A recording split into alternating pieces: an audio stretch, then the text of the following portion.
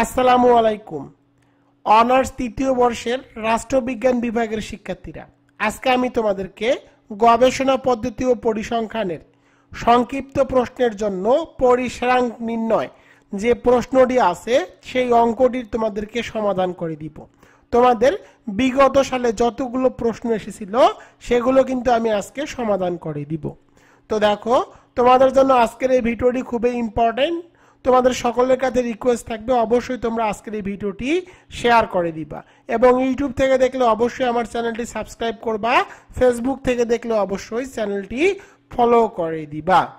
তো দেখো, পরিসরাঙ্ক নির্ণয়, প্রথমে পরীক্ষা 2013। তো দেখো, 1 নম্বর প্রশ্ন দিয়েছি। দেখো, নিম্নের উপাত্ত থেকে পরিসরাঙ্ক নির্ণয় করো। তো দেখো, এখানে কিছু কিন্তু উপাত্ত দেওয়া আছে। তো পরিসরাঙ্ক নির্ণয় করার জন্য তোমাদেরকে আগে কি করতে হবে? এই মানগুলোকে ছোট থেকে বড় সাজাতে হবে। তো দেখো, আমি এখানে লিখে দিয়েছি প্রদত্ত তথ্য সারণীর মানগুলোকে ঊর্ধ্বক্রম অনুসারে সাজিয়ে পাই, অর্থাৎ ছোট থেকে বড় মানগুলোকে সাজাতে হবে। দেখো, এখানে সব থেকে ছোট হলো 3, তাই 3 দিয়েছি। এরপরে দেখো আছে 5, তো 5 দিয়েছি। এইভাবে মানগুলোকে পর্যায়ক্রমে ছোট থেকে বড় ভাবে সাজাতে হবে। যেভাবে আমি এখানে সাজিয়েছি তোমরা এইভাবেই সাজিয়ে দিবা। এরপরে তোমাদেরকে লিখতে হবে আমরা জানি পরিসরাঙ্ক। তো দেখো, এই পরিসরাঙ্কের সূত্র হলো L - S divided by L + S গুণন 100। তো দেখো, L মানে কি? L মানে হলো সর্বোচ্চ মান, আর S মানে হলো সর্বনিম্ন মান। তো দেখো, এই তথ্য সারণীর মধ্যে সর্বোচ্চ মান কত? এই তথ্য সারণীর মধ্যে সর্বোচ্চ মান কিন্তু 19। সুতরাং তোমাদের এখানে L এর মান হবে 19। এরপরে দেখো সর্বনিম্ন মান। তো দেখো, এখানে সর্বনিম্ন মান কত? দেখো, এখানে সর্বনিম্ন মান হলো 3। তো এখানে S এর মানও হবে 3, অর্থাৎ সর্বোচ্চ মান ইকুয়াল L আর সর্বনিম্ন মান ইকুয়াল হলো S। এখন দেখো, পরিসরাঙ্ক এর সূত্রটা কি? L - S। তো দেখো, L এর মানটি তোমাদেরকে আগে বসাতে হবে। তো আমি এই সূত্রটুকু এখান থেকে নেই, তাহলে তোমাদের বোঝার সুবিধা হবে। তো আমি এখানে এই সূত্রটুকু বসিয়ে দিব আগে। দেখো, L - S। তো দেখো, L এর মান কত? L এর মান হলো 19, সুতরাং L কে বাদ দিয়ে আমি লিখে দিব 19। এরপরে দেখো, S এর মান কত? S এর মান হলো 3, তো S এর মান আমি 3 বসালাম। এরপরে দেখো, L এর মান কত? L এর মান 19 এবং S এর মান হলো 3, তো S এর মান 3 বসালাম, তো মানটুকু বসিয়ে নিলাম। এরপরে দেখো, 19 থেকে যদি 3 কি করা যায়? বিয়োগ করা যায়। 19 বিয়োগ 3, 19 থেকে 3 বিয়োগ করলে হয় 16। তো এখানে বসাতে হবে 16, আর 19 এর সাথে যদি 3 যোগ করি তাহলে কত হবে? 19 + 3, 19 এর সাথে 3 যোগ করলে হয় 22। তো এখানে 22 বসাবো। তো দেখো, এখন কি করব? 16কে, অর্থাৎ 16 সাথে কি করব? 16 এর সাথে 22 ভাগ করব। তো দেখো, আমি এখানে প্রথমে লিখব 16 ভাগ 22। 16 সাথে 22 ভাগ করলে হয় 0.72। তো আমি এখানে 0.72 বসিয়ে দিলাম। এখন কি করব? এই মানটির সাথে 100 দ্বারা গুণ করব। তো দেখো, এই মানকে কি করব? আমি 100 দ্বারা গুণ করব। তো আগে মানটি বসিয়ে নেই, 0.72 গুণন 100। 100 দিয়ে গুণ করলে দেখো মান পাচ্ছি 72। তো এখানে অ্যান্সার হবে 72। আর যদি তুমি এখানে পুরো মানটি নিতে চাও তাহলে কি করবা? এই যে 16কে দেখো 16 ভাগ 22 দিয়ে দেখো মান বের হয়েছে পুরো মানটি। তুমি চাইলে পুরো মানের এখান থেকে 3-4টি মান বসাতে পারো। যদি এই মানটুকু এভাবে বসাও তাহলেও হবে। এর সাথে কি করবা? 100 গুণ করবা, গুণ 100। দেখো, তাহলে বের হচ্ছে 72.72। তোমরা চাইলে 72 এর আনসার লিখতেও পারো, অথবা 72.72 লিখলেও হবে। যেহেতু এখানে 100 দিয়েছি, সুতরাং তোমাদেরকে অবশ্যই পরিসরাঙ্ক এরপরে অবশ্যই কি করতে হবে? পার্সেন্ট বসাতে হবে। তো লিখতে হবে নির্ণয় পরিসরাঙ্ক। এখানে অ্যান্সার কি? 72.72। আশা করি তোমরা বুঝতে পেরেছো। তোমরা কাজ করিও, এখানে তোমরা ফুল কিছু, অর্থাৎ 3 থেকে 4টি আমি যতটুকু নিয়েছি এভাবেই তোমরা মানটি নিও, তাহলে পয়েন্টের পরে মান বের হবে। কিন্তু কেউ যদি শুধু 72 লেখে তাহলে তার অঙ্কটি সঠিক হবে। এবার চলে যাব পরীক্ষা 2। তো পরীক্ষা দেখো 2 নম্বর প্রশ্ন দিয়েছি, পরীক্ষা 2017। তো এখানে দেখো পরিসারাঙ্ক নির্ণয় করতে বলেছে। প্রথমে কি করবে, এই মানগুলোকে ছোট থেকে বড় সাজাবো। তো দেখো আমি এখানে লিখে দিয়েছি, প্রদত্ত তথ্য সারণী মানগুলোকে ঊর্ধ্বক্রম অনুসারে সাজিয়ে পাই। তো প্রথমে ছোট মান বের করতে হবে। দেখো এখানে ছোট মান হলো 4, তো এখানে আমি 4 বসিয়েছি। এরপরে দেখো মান কত আছে 5, তো 5 বসিয়েছি। এরপরে দেখো কত আছে, এরপরে দেখো দেওয়া আছে 9, 9 বসিয়েছি। এভাবে ছোট থেকে বড় মানগুলোকে সাজিয়ে বসিয়েছি। এরপরে আগের মতোই হবে, আমরা জানি। লিখে তোমাদেরকে পরিসারাঙ্ক লিখতে হবে। লিখে যে সূত্রটি L - S equal L plus S গুণন 100। এখানে L মানে কি সর্বোচ্চ মান। এখানে সর্বোচ্চ মান কত, সর্বোচ্চ মান হলো 52 এবং সর্বনিম্ন মান কত, সর্বনিম্ন মান দেখো এখানে দেওয়া আছে 4। তো সর্বোচ্চ মান এবং সর্বনিম্ন মান বসালাম। এখন আমরা কি করব, L এর মান বসাবো। L এর মান কত, L এর মান 52। 52 সাথে আমরা কত বিয়োগ করব, S এর মান 4। নিচে লিখবো কি, তো দেখো নিচেও লিখবো কত, 52 প্লাস 4। 52 সাথে নিচে 4 যোগ করতে হবে। তো দেখো 52 সাথে যদি আমরা 4 বিয়োগ করি, তো দেখো 52 বিয়োগ 4, 52 সাথে 4 বিয়োগ করলে হয় 48। তো আমি এখানে 48 লিখলাম। আবার 52 সাথে যদি 4 যোগ করি, 52 প্লাস 4 যোগ করলে হয় 56। তো 56 লিখলাম। এখন দেখো এই 48কে 56 দ্বারা কি করব, ভাগ করব। 48 ভাগ 56। তো দেখো বের হচ্ছে এই মানটি। তো এই মানটি আমি এখানে বসিয়ে দিব। তো এই মানটি আমি এখানে বসালাম। এই মানকে কি করতে হবে, 100 দ্বারা গুণ করতে হবে। তো এই মানকে আমি 100 দ্বারা গুণ করব। তো 100 দিয়ে গুণ করলাম, তাহলে বের হচ্ছে 85 পয়েন্ট। এই মানটুকু আমি এখানে বসিয়ে দিব।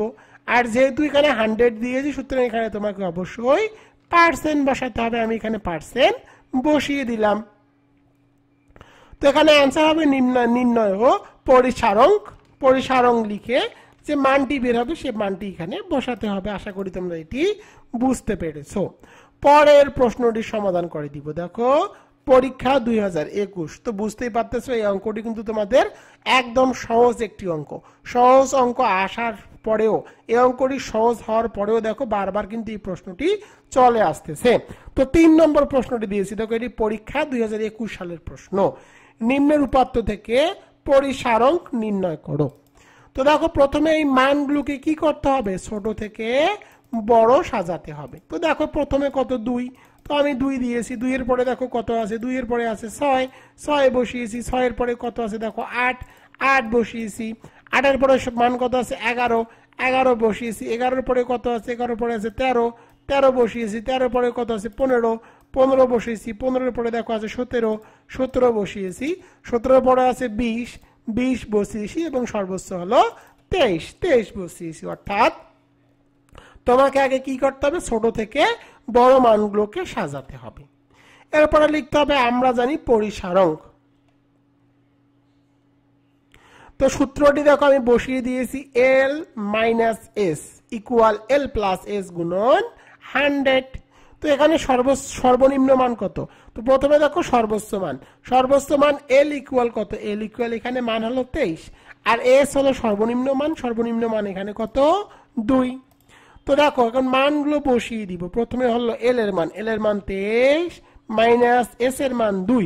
নিচে দেখো L এর মান কত, L এর মান 23 প্লাস S এর মান কত, S এর মান হলো 2।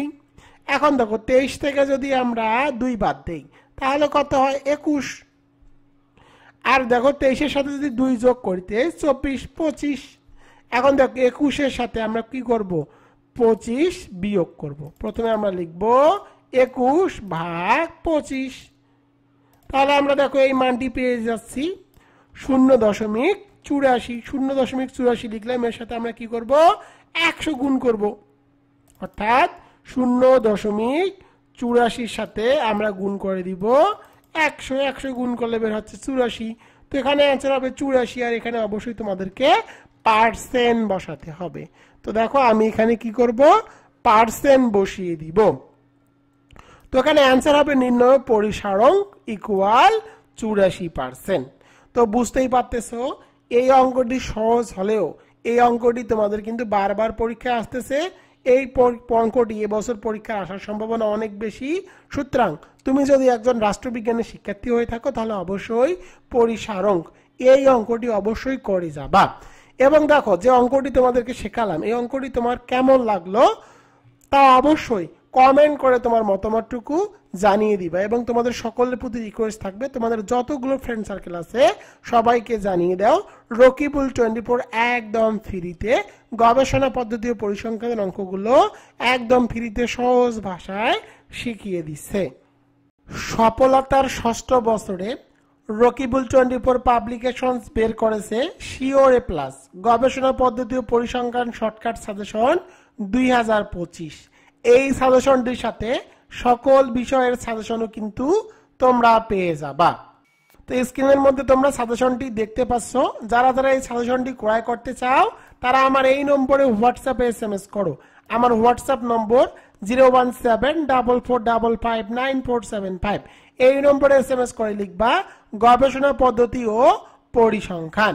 এখন আমি তোমাদের আলোচনা করব তোমাদের জন্য কতটুকু পড়তে হবে। তোমাকে অতি সংক্ষিপ্ত প্রশ্ন পড়তে হবে মাত্র 85টি, সংক্ষিপ্ত প্রশ্ন পড়তে হবে 6টি, সংক্ষিপ্ত প্রশ্নের অঙ্ক করতে হবে 5টি। এবার দেখো রচনামূলক প্রশ্ন পড়তে হবে 4টি আর রচনামূলক প্রশ্নের অঙ্ক করতে হবে 6টি। এতটুকু পড়তে কিন্তু বেশি সময় লাগার কথা না। তো দেখো এখন আমি তোমাদেরকে এই সাজেশনটি কিভাবে সাজানো হয়েছে সে সম্পর্কে একটু ধারণা দেই। তো দেখো এটি হলো শিওর এ প্লাস গবেষণা পদ্ধতি ও পরিসংখ্যানের শর্টকাট সাজেশনের টেবিল অফ কন্টেন্ট। তোমরা স্ক্রিনের মধ্যে টেবিল অফ কন্টেন্টটুকু দেখতে পাচ্ছ। তোমরা চাইলে এখান থেকে একটু স্ক্রিনশট নিয়ে রাখো যে এই সাজেশনটি কিভাবে সাজানো হয়েছে। তোমরা স্ক্রিনের মধ্যে দেখতে পাচ্ছ।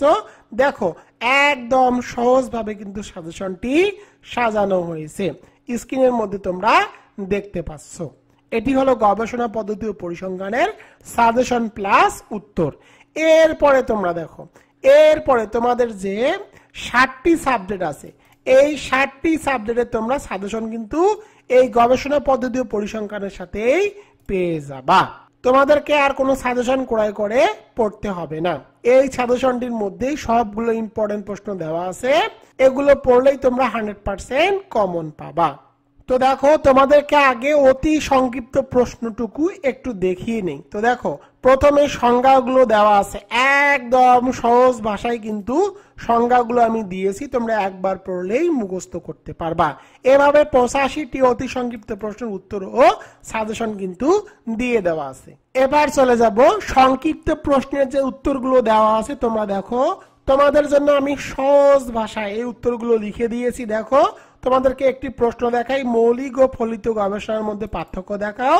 তোমরা স্ক্রিনের মধ্যে দেখতে পাচ্ছ। দেখো সুন্দরভাবে কিন্তু আমি উত্তরগুলো এভাবেই প্রতিটি প্রশ্নের উত্তরগুলো সুন্দরভাবে লিখে দিয়েছি। তোমরা এভাবে লিখে আসলে কিন্তু ফুল মার্ক পেয়ে যাবা।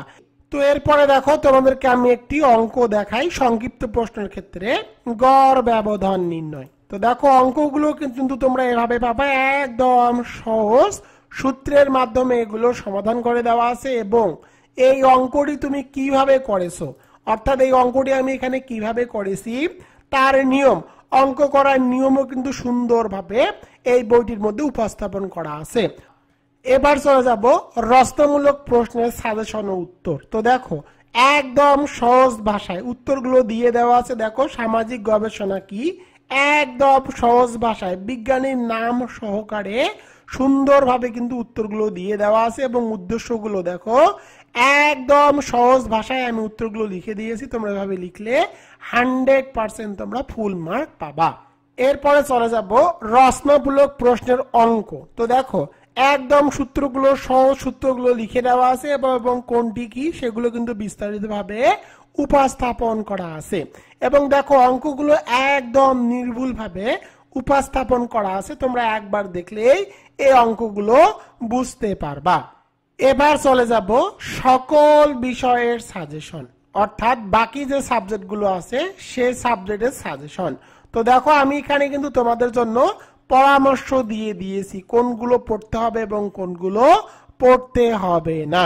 তো দেখো কিভাবে তোমাদের বাকি সাবজেক্টগুলো সাজেশন সাজানো হয়েছে তোমরা একটু দেখে নাও। প্রথমে তোমরা অতি সংক্ষিপ্ত প্রশ্নগুলোর সাজেশন এবং উত্তর পেয়ে যাবা। অতি সংক্ষিপ্তগুলোর সাজেশন এবং উত্তর কিন্তু দিয়ে দেওয়া আছে একদম নির্ভুলভাবে। আমি এগুলো যাচাই বাছাই করে উত্তরগুলো লিখে দিয়েছি। তোমরা বাজারে অনেক বই পাবা যেগুলো অতি সংক্ষিপ্ত প্রশ্নে অনেকগুলো ভুল আছে, তবে আমি যে অতি সংক্ষিপ্ত প্রশ্নগুলো লিখেছি এগুলো যাচাই বাছাই করে সঠিক উত্তরটি লিখে দিয়েছি। এবং দেখো কোন অতি সংক্ষিপ্ত প্রশ্নটি কত সালে এসেছে সেগুলো কিন্তু প্রতিটি প্রশ্নের ব্র্যাকেটে দেওয়া আছে এবং দেখো প্রতিটি টপিক ওয়াইজ ভিত্তিক সাজানো হয়েছে। তোমরা এগুলো একবার পড়লেই মুখস্থ বা মনে রাখতে পারবা। এরপরে দেখো তোমাদের যে সংক্ষিপ্ত এবং রচনামূলক প্রশ্ন তোমরা কোনগুলো পড়বা তার সাজেশনও কিন্তু একদম সুন্দর করে দেওয়া আছে এবং তোমাদের কোনটি 100% কোনটি 99.99% তা দেওয়া আছে এবং তোমাদের কোন প্রশ্নটি কত সালে এসেছিল সেগুলো কিন্তু দেখো আমি সুন্দর করে মার্ক করে দিয়েছি। সাজেশন ক্রয় করার নিয়ম তো দেখো আমার হোয়াটসঅ্যাপ অথবা ইমোতে SMS করবা। আমার ইমো এবং হোয়াটসঅ্যাপ নম্বর 01744559475। এই নম্বরে তুমি SMS করে লিখবা গবেষণা পদ্ধতি ও পরিসংখ্যান। এই সাজেশনটির মূল্য মাত্র 550 টাকা, কুরিয়ার সার্ভিস চার্জ একদম ফ্রি। তো দেখো তুমি মাত্র 550 টাকা দিয়ে গবেষণা পদ্ধতি ও পরিসংখ্যানের সাজেশন এবং উত্তর পেয়ে যাচ্ছ। তোমাকে একদিনও কোথাও প্রাইভেট পড়তে হবে না এবং বাকি যে তোমার 60টি সাবজেক্ট রয়েছে সে 60টি সাবজেক্টের কিন্তু তুমি সাজেশনও পেয়ে যাচ্ছ এর সাথেই। তো দেখো এটি বিবেচনা করলে 550 টাকা কিন্তু তোমাদের জন্য কোনো ব্যাপারই না।